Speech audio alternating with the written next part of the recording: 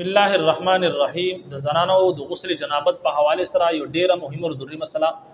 ډیر شه زنانه داسې چې په غسل کې دا یو غلطي کی او د دیوی غلطي په وجه باندې دا غسل نه ادا کیږي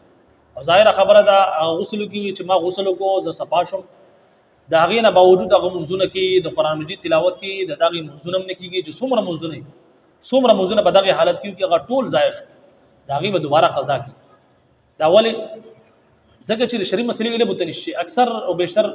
زمونږه خويندې اورونه داسې دي چې هغه بعض مسائل د شریعت داسې چې هغه د وړغونې مسله ده منګه وړغونې مسله غنو لیکن حقیقت کې ډېره غټه مسله ده څنګه چې دا مسله ده ظاهره خبره ده په غسل کې درې فرایض دي کلی کولی په پوزه کې وبا چوللی او په پوره جسم باندې داسې وبا چوللی چې پوره جسم داسې لون کې چې یو ځای پکې د یو اختمر ځای پکې وچ پاتې نشي کچري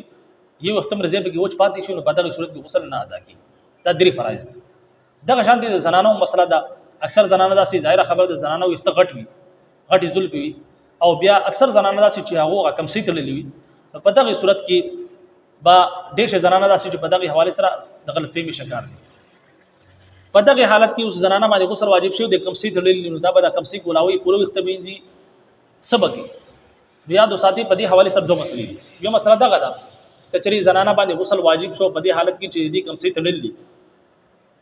نو په دغه صورت کې دا پوره وخت چې کوم پوره وخت دی هغه انځل ضرورت دي نشته د کم سي کولاولو ضرورت دي نشته بلکې په دغه حالت کې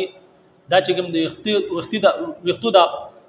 جړونه دي د وختو چې کوم ویخونه دي هغه ته وبر رسول ضروری دي دا فرض دي پوره وخت انځل دا فرض نه دي ها البته که وخت داسې وي چې هغه دا کم سي تړللی او په دغه حالت کې هغه خپل چې کوم وخت دی هغه ویخونه ته وبر رسول غواړي لیکن هغه ویخونه ته وبر نه رسي نو په دغه صورت کې بیا دا کم سي کولاوي او چې کم سي کولاو کړي نو په دغه صورت کې بیا پوره وخت وینځي بیا به صرف چې کوم ویخونه د هغه ته وبر نه رسي بلکې هغه ته به وبر رسي او بیا به پوره وخت وینځي په دغه کې به کچري لغونی وخت هم مچ پاتې شي نو غسل نه ادا کیږي دغه شان دی زنانه دغه داسې ده چې هغه کم سي نه تړلي مخکې نه دغه وخت کولاو دي نو په دغه صورت کې به هم دا پوره وخت وینځي ویخونه بم نم دی د چګم سر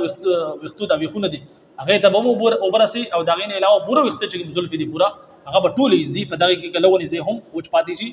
نو غسل نه دی ادا شوی دا دوه مسلې دي چې چری کم سي تړلې وي نو په دغه صورت کې پوره وختو انځلو ضرورت نشته بلکې ویخونه د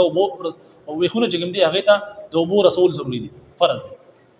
او کچري په دغه حالت کې توبه نه رسوي خونو ته بیا به کم سي کولاوي چې کم سي کولاو شوي نو په دغه صورت کې بیا پورا وخت وینځي بهرحال ډېر څه زنانه داسې په دې حواله سره د مسلې علم مترشته د غلط فهمي شکار دي نو امید کوم چې دا شری مسله به سمجھ کې راغلي اجازه راکړي السلام علیکم ورحمت الله وبرکاته